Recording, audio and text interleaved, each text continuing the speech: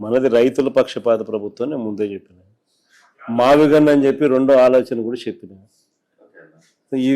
అసలు ఈ పద్ధతి ప్రకారం పోతే అసలు ఏ రాజధాని రాష్ట్రానికి ఇప్పుడు కాదు, ఇంకో 30 ఏళ్ళ తర్వాత కూడా రాజధాని ఈ రాష్ట్రానికి రాజధాని లేకుండానే ఉంటుంది తప్ప రాజధాని అనేది ఉండదు. మావిగన్ అనేది రాజధానిగా భావించి అక్కడికి మనం యాక్సెప్ట్ చేస్తే తప్ప అప్పుడు ఏమైందంటే ఆ కారిడార్ రాజధాని ఆటోమేటిక్లీ ఈరోజే కృష్ణ అయిపోతుంది. ఆ పక్క ఈ పక్క నేషనల్ హైవేకి ఈ పక్క ఆ పక్క అదే రాజధాని. రాజధాని అంటే ఏంది, రాజధాని అంటే ఏందనేది వీళ్ళకి ఫస్ట్ అర్థం కావడం. ఆడ ఎయిర్పోర్ట్ కడతానంటాడు, ఇటు ఉంది కదా స్వామి ఎయిర్పోర్ట్ అంటాను. ఆడ నీకు ఆడ పోర్ట్ లేదు, సీ పోర్ట్ లేదు, ఇటు ఉంది కదా నేను సీ పోర్టు అని చెప్పి మచిలీపట్నం అని చెప్తాను. రాజధాని అంటే ఏంది?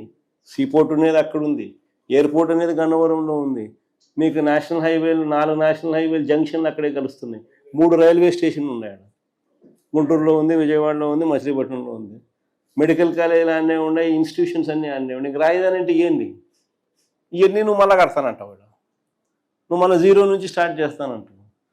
దానికి మళ్ళీ రోడ్లు లేని చోట రోడ్లు వేయాలంటావు. 20 కోట్లు అయ్యే రోడ్డును 53 కోట్లు అంటున్నావు. ఆ బిల్డింగ్ స్క్వేర్ ఫీట్కి 20,000 పెడతానంటున్నావు. 4,500 మిగతా చోట అంతా ఖర్చు అవుతా అంటే 5 స్టార్ లాబీస్తో సహా ఇటాలియన్ మార్బుల్ వేసి వీడు మాత్రం నీకు 20,400 ఖర్చు అవుతాను ఎస్ఎఫ్టీకి. అంటే ప్రతిదీ స్కామే. ఏం జరిగినా కానీ రాజధాని పేరిట నువ్వు స్కాములు చేసేదానికోసం అని చెప్పి నిరంతరం ఇక్కడ ఏదో ఒకటి జరిగించే కార్యక్రమం ఇక్కడ చేస్తా ఉన్నావు.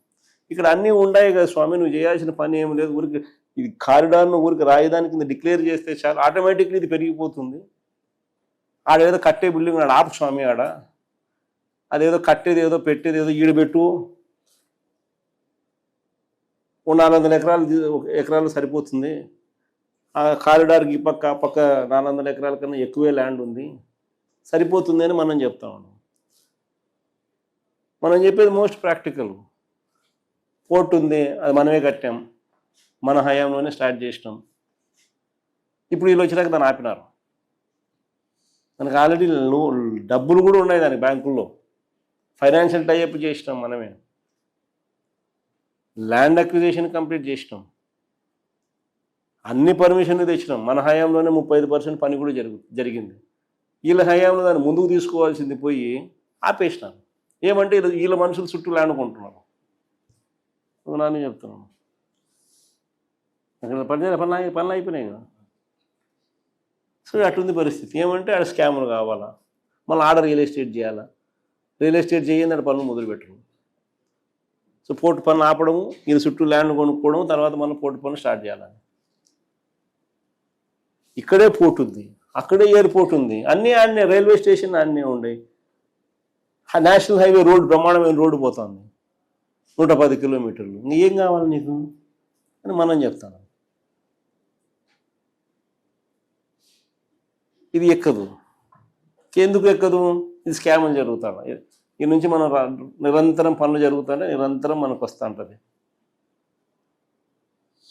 దానిల కోసం అని చెప్పి ఇది. కాబట్టి నువ్వు అడిగిన ప్రశ్నకు సమాధానం నేను చెప్తాను కదా. మనం వచ్చిన తర్వాత రైతులకు ఏదైతే కావాలో దాని ప్రకారమే మనం పోతాం తప్ప బలవంతపు భూసేకరణ అనేది చేసే అవకాశమే లేదు. దాని గురించి సమస్య లేదు.